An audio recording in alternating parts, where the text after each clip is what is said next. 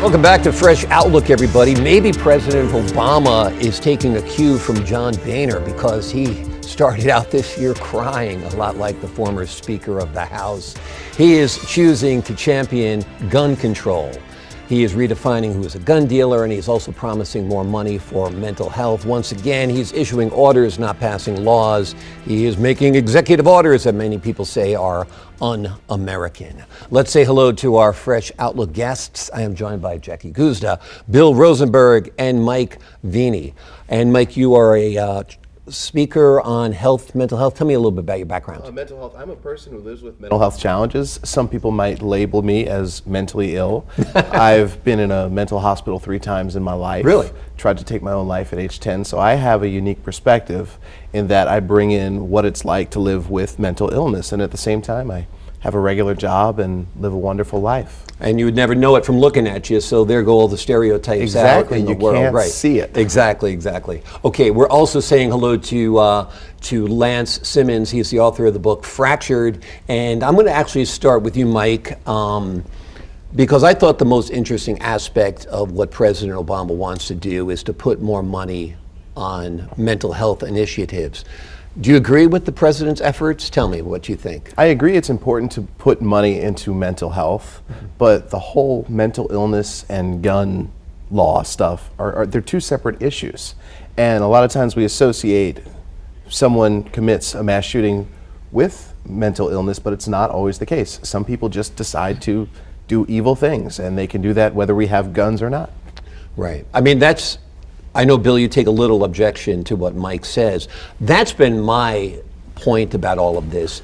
Killing people is already against the law. Robbing them at gunpoint is already against the law. We don't need any more laws. The laws are there. Well, I think you have to be careful how you discuss this, because if you go back to the Second Amendment, a lot of the conversation is all about where a comma is.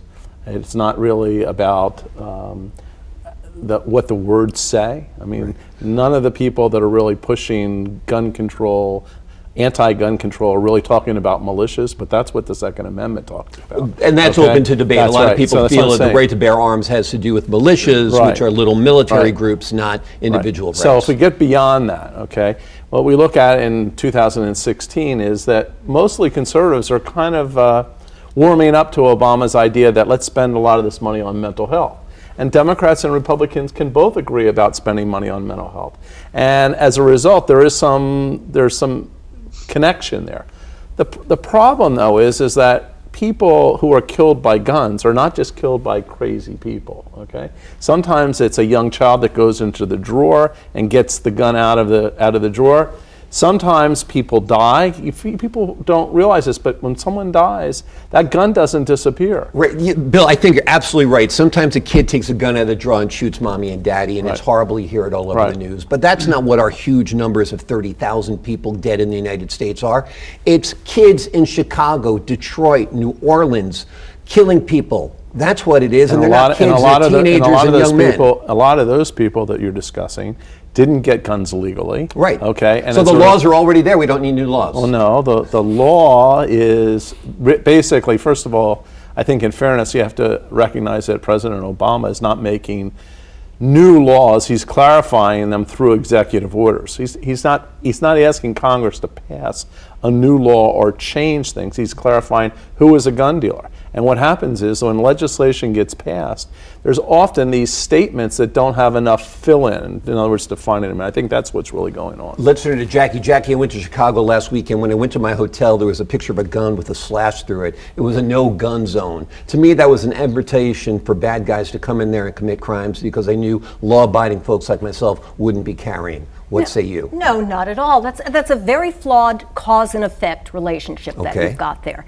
All right. Help me then. Okay, so look, you ascribe to this like the only way to stop a bad guy with a gun is a good guy with a gun. But if we don't look at that, hey, it's either or, let's play out your scenario. Everybody's packing, right? Bad guy comes in, everybody pulls out their guns, boom, boom, boom, boom, boom, boom, boom. The entire lobby drops dead. You know, that's the practicality. of something like that. And how many times does a bad guy with a gun come into a public space like that? We mark them because it is so unusual. I think what we have to do is really look at the specifics, like the president is doing now. He's trying to close up this internet gun trafficking because anybody can get a gun on the internet. I mean, I live in the Bronx, and last night there was another shootout. A 19-year-old, the people that you were talking about before, these kids who come from rough neighborhoods where that's the culture. Right. No, so 19-year-old. It's not the guy in Arkansas who's buying a shotgun at Walmart necessarily who's going to cause problems. But it's these inner city kids. But see, here's the thing. They're getting the Saturday night specials and blowing people away. It's all connected because down in Arkansas, that gun can be picked up by somebody who gets in their pickup and comes all the way up here and sells it in the neighborhood, in the Bronx. Possible. Let's turn to... What I'm saying is that we've really got to close up all these loopholes on how these guns get from state to state, who's selling them, etc. Yeah, I think we need new laws, more laws. Okay, so the guys that don't follow laws can break those laws. Okay, let's turn to Lance Simmons. Lance, you're listening to the conversation. What say you, sir? Look, the biggest problem that we've got here is access. And we have to limit access to these deadly weapons. We have to limit access to the kind of weapons that people can buy as well.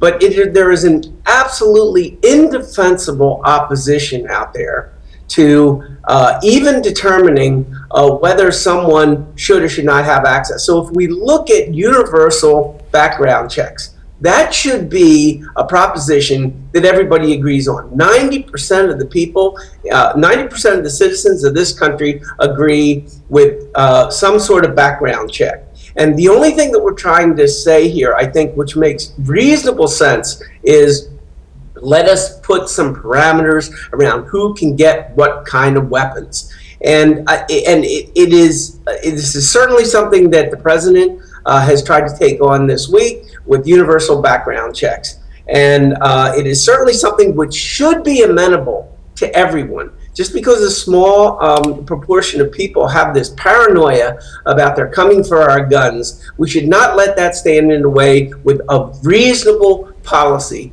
And universal background checks is the best way that we can do that. I worked for the governor of Pennsylvania, former mayor of Philadelphia, Ed Rendell, for 8 years. And one of the first things he tried to do when we went to the state capitol, when he became governor, was to pass one purchase a month, one gun a month. We couldn't even get that bill talked about in the legislature. There is a paranoia here which we have to address. It's a very divisive issue, no doubt. I'm going to turn back to mental health for a second with you, Mike. So your stance is don't blame the mentally ill for this gun problem, this violence problem, this murder problem, because there are a lot of other factors behind it than just someone who might be depressed or might be, psychotic or whatever. Absolutely. Like, one of the things that I've noticed is that we are a society that likes to top each other. And when Columbine happened, the thing that I worried about was someone was going to see that and say, I want to do that too. Mm-hmm. And that's what we do in our society with all different aspects of life, whether it be the arts, whether it be entertainment. We're always trying to top each other. Celebrities do it all the time. Right. And people see a mass shooting like that and say, well, I want to become famous. But somebody who fixates on the Columbine shooters, aren't they on some level, quote unquote, crazy?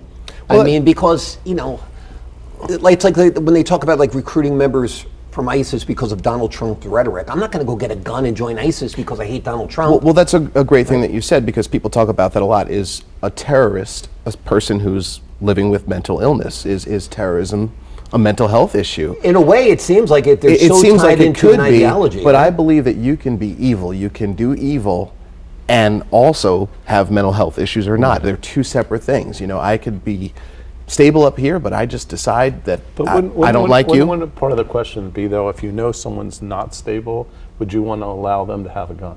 Well, the question is, how do you define that? And that's where it gets very difficult. But I'm saying, let's talk about the Newtown, Connecticut thing with the guy who shot up the school. His mother, Adam Lanza, had to know he was a disturbed young man. One, she was buying him weapons, taking him to the range, and the only blessing in all of this was that he blew her brains out too. What do you say, Jackie? Well, he was a student at my school. No, Yeah. I did not know that. Yeah. Okay.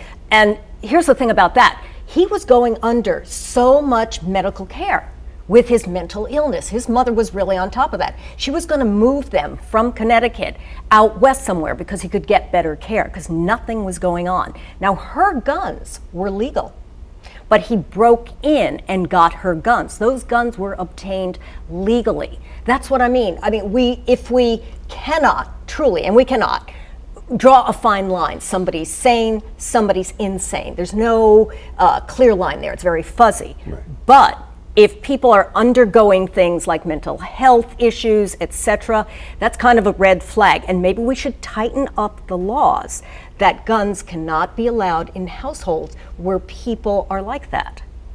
Now, I disagree with that, and I'll tell you why. And I agree with you that there is a line that we have to find where someone should not be able to purchase a gun. But the reality is, if I am living a wonderful life and I just am a hobbyist, a gun buyer who likes to buy and trade guns, and I'm starting to experience depression, I might not want to get help for myself knowing that that's going to go on public record. That's right. And I might not be allowed to trade my guns anymore. And I don't think that's fair. Well, you know what? We're going to have to sacrifice your not being allowed to trade your guns for a healthier society where first graders can go to school and be safe.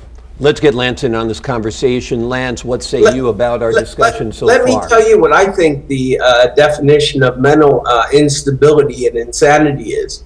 You've got legislators across this country who are willing to put barriers to voting, to pass in legislative form, in policy form, barriers to voting.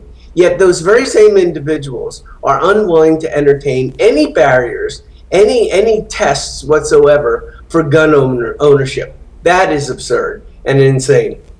Okay. Interesting point. Lance Simmons, thanks for joining us. And Mike, I really think it's a fascinating conversation that we're having about evil versus mental illness and how the two may or may not be related. So we'd love to have you back in another time to talk about that as well.